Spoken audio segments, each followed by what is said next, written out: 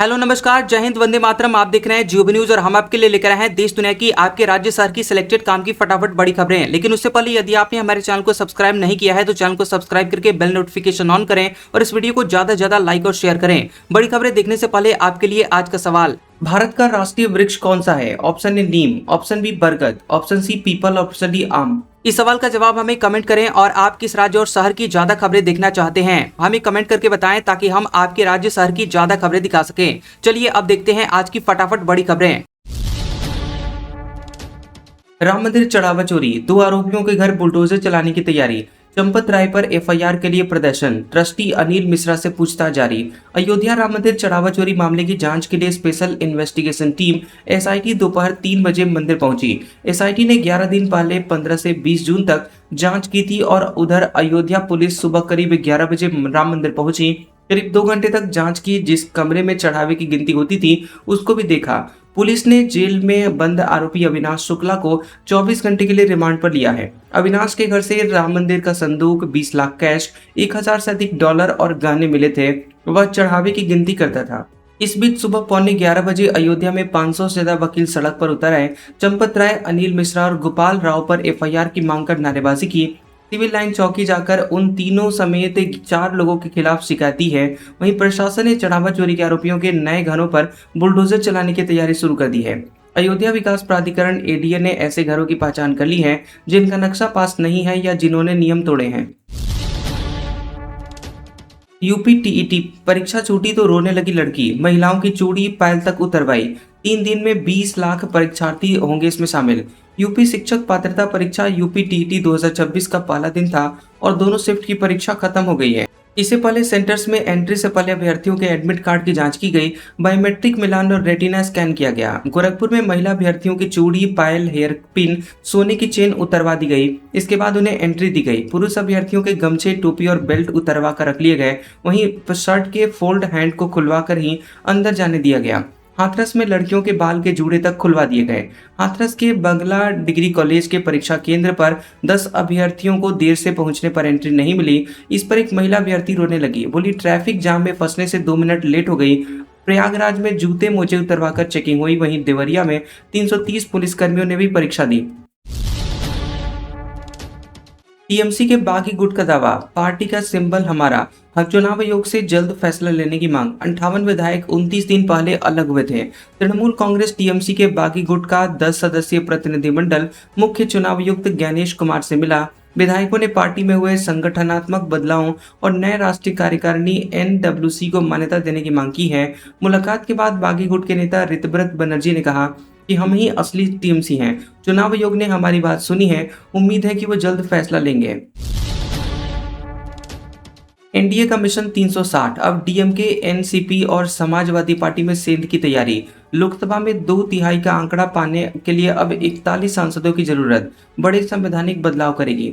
भाजपा के शीर्ष रणनीतिकार सियासी तस्वीर बदलने के लिए मिशन 360 में जुटे हुए हैं। 17 अप्रैल को महिला आरक्षण व परिसीमन से जुड़े बिल पर लोकसभा में झटका लगने के बाद भाजपा ने संसद में 2/3 बहुमत जुटाने की रणनीति तेज कर दी है।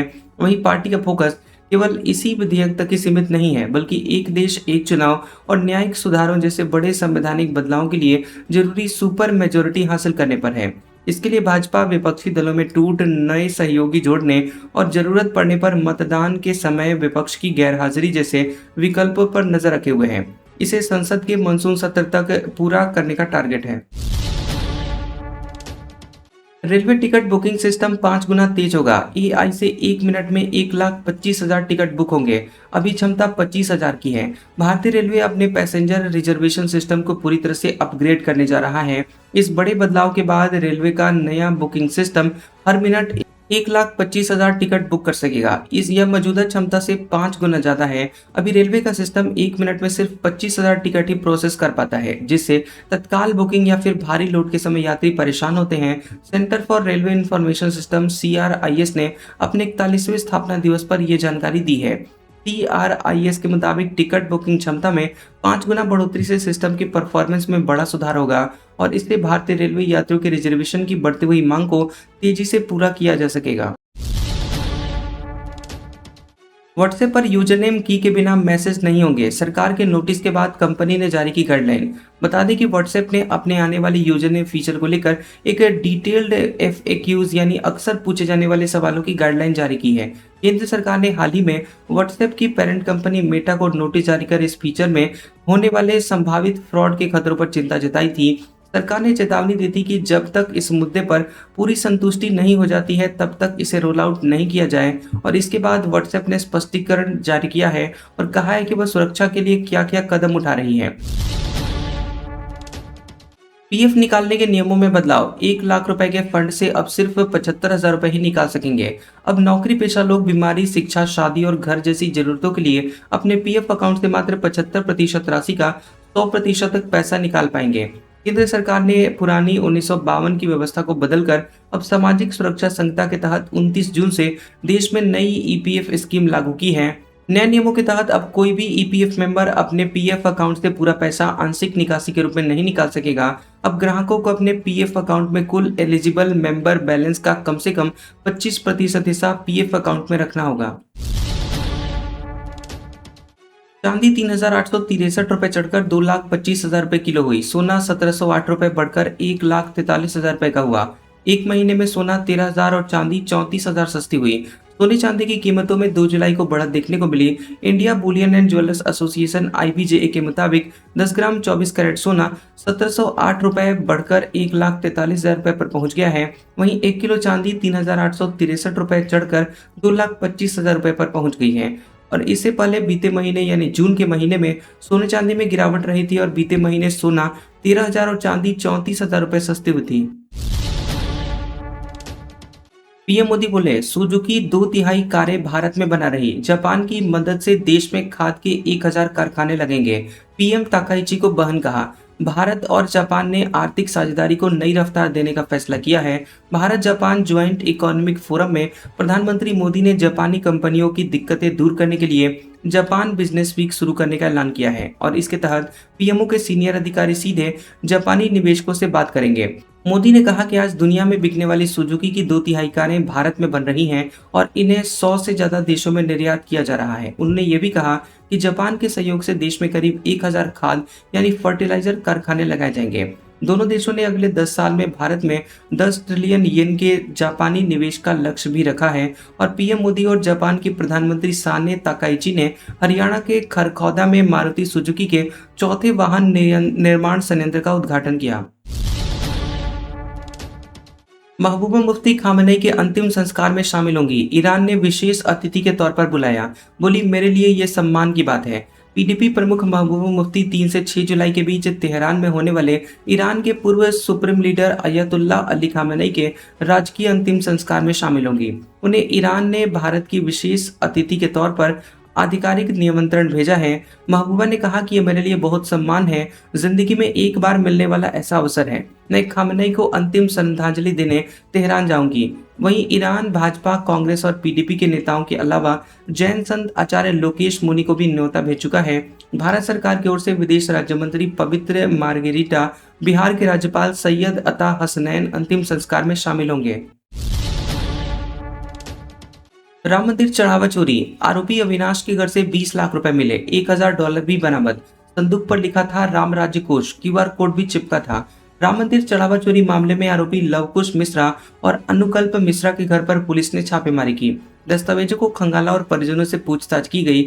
इस बीच 8 में से 7 आरोपियों के घर पर बरामदगी का ब्यौरा सामने आया। मीडिया रिपोर्ट के मुताबिक सबसे अधिक 20 लाख रुपए कैश जेल में बंद अविनाश शुक्ला के पास से मिला है। $1,121 यानी करीब 1,06,000 रुपए और सोने चांदी की ज्वेलरी भी बरामद हुई है। टिंडू के पास से 1 लाख और उसके भतीजे से 2 लाख रुपए कैश मिले हैं। अविनाश के अयोध्या स्थित योग सेंटर पर 28 जून को छापा मारा गया था और तब एक संदूक बरामद हुआ था। उस पर लाल रंग से राम राज्य कोष लिखा था। पेटीएम का QR कोड भी लगा था। छापेमारी का वीडियो बुधवार को सामने आया। पीएम मोदी 4 जुलाई को करेंगे रिफाइनरी का उद्घाटन। 20 अप्रैल को आग के कारण स्थगित हो गया था दौरा। 15 साल बाद पूरा होगा सपना। 1.5 दशक का लंबा इंतजार, 2 बार शिलान्यास, 2 बार उद्घाटन की तारीखें और जमीन के खेल से लेकर अपनों की बगावत तक राजस्थान के रेगिस्तान में देश की पहली BS6 मानक वाली hi tech HPPCL Rajasthan refinery limited बनकर तैयार है। 4 जुलाई को प्रधानमंत्री नरेंद्र मोदी इस मेगा प्रोजेक्ट का उद्घाटन करेंगे। माना जा रहा है कि बालोतरा के पचपदरा में बनी इस रिफाइनरी की वजह से पूरे राजस्थान की तस्वीर बदल जाएगी। 9 मिलियन मीट्रिक टन प्रति वर्ष की क्षमता वाली ये रिफाइनरी पेट्रोकेमिकल उत्पादन में भारत को आत्मनिर्भर बनाएगी। लोकल सर्कल्स का सर्वे, ओटीटी के 80% यूजर्स डिजिटल धोखाधड़ी का शिकार, 61% पुरुष, 39% महिलाएं शामिल, कार्रवाई की मांग। ओटीटी प्लेटफॉर्म्स पर यूजर्स को गुमराह करने वाले डार्क पैटर्न यानी डिजिटल धोखाधड़ी का इस्तेमाल बढ़ा है। लोकल सर्कल्स के सर्वे के मुताबिक 10 में से 8 यानी कि 80% भारतीय यूजर्स ने माना कि वे ओटीटी ऐप्स पर ऐसी भ्रामक रणनीतियों का शिकार हुए हैं। सर्वे में देश के 324 जिलों से 1,18,000 से अधिक लोगों की प्रतिक्रियाएं शामिल की गई हैं। इनमें 61% पुरुष और 39% महिलाएं थी। बढ़ती हुई शिकायतों के बीच सरकार से ओटीटी कंपनियों पर सख्ती और डार्क पैटर्न जैसी भ्रामक प्रथाओं पर रोक लगाने की मांग की जा रही है। अमरनाथ यात्रा का पहला जत्था जम्मू से रवाना, सिर्फ रजिस्टर्ड श्रद्धालुओं को एंट्री मिली। बद्रीनाथ में 14.5 लाख, केदारनाथ में 13.75 लाख श्रद्धालु पहुंचे। जम्मू के भगवती नगर यात्री निवास से गुरुवार सुबह 4 बजे अमरनाथ यात्रा का पहला जत्था रवाना हुआ। उपराज्यपाल मनोज सिन्हा ने श्रद्धालुओं को रवाना किया।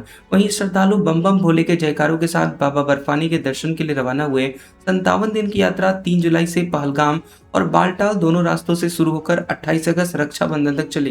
पहले जत्थे में सिर्फ उन्हीं श्रद्धालुओं को शामिल किया गया है जिन्होंने पहले से ही रजिस्ट्रेशन करवाया था और जिन्होंने RFID कार्ड बनवाया था और eKYC पूरी की थी। चारधाम यात्रा में श्रद्धालुओं की संख्या लगातार बढ़ रही है। 1 जुलाई तक बद्रीनाथ में 14.5 लाख और केदारनाथ में 13.75 लाख श्रद्धालु दर्शन कर चुके हैं।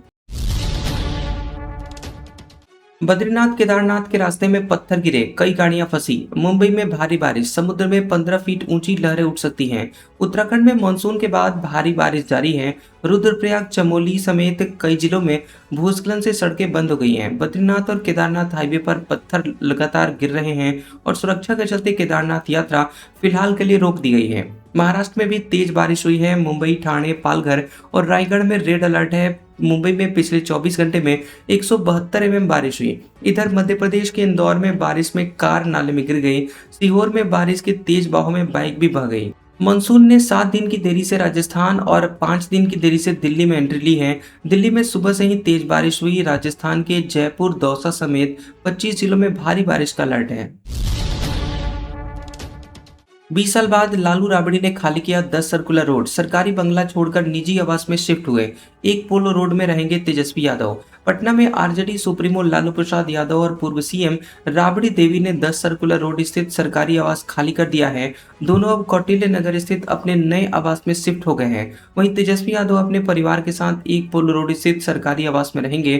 10 सर्कुलर रोड लंबे समय तक लालू परिवार का प्रमुख सरकारी आवास रहा है। ये बिहार की राजनीति के कई महत्वपूर्ण फैसलों का भी केंद्र माना जाता रहा है और अब परिवार के नए आवास में शिफ्ट होने के साथ ही एक लंबा राजनीतिक अध्याय समाप्त हो गया है। पूर्व मुख्यमंत्री राबड़ी देवी को आवंटित 10 सर्कुलर रोड स्थित सरकारी आवास खाली करने की समय सीमा सोमवार को समाप्त हो गई थी। सरकार ने उन्हें 7 दिनों के भीतर बंगला खाली करने का 4 नोटिस दिया था।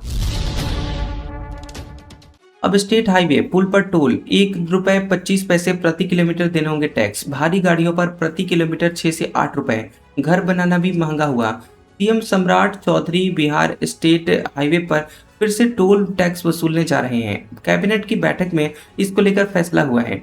मुफ्त बिजली, पेंशन, जीविका दीदियों को 2 लाख जैसे चुनावी घोषणाओं को पूरा करने के लिए सरकार को पैसे चाहिए और इसके लिए सरकार आपसे ही 16,500 करोड़ रुपए वसूलने जा रही है। बालू की कीमत बढ़ने से घर बनाना महंगा हो गया है। जमीन का सर्किल रेट 2 गुना तक बढ़ गया है। पूर्व सीएम नीतीश कुमार ने 1 अप्रैल 2018 को राज्य सरकार के सभी पुल और स्टेट हाईवे से टोल टैक्स वसूली पूरी तरह से हटा दी थी। उस समय 54 सड़कों और 116 पुलों पर टोल टैक्स लिया जाता था। अब राज्य में सरकार का चेहरा बदल गया है। नीतीश की जगह भाजपा के सम्राट चौधरी सीएम हैं। उनकी सरकार ने फिर से पुलों और सड़कों पर चलने के लिए टैक्स लगाने का फैसला किया है। लंबी दूरी के स्टेट हाईवे से लेकर कम दूरी के स्टेट हाईवे तक टोल टैक्स वसूली होगी और सिर्फ ग्रामीण सड़क टोल से बाहर होंगे।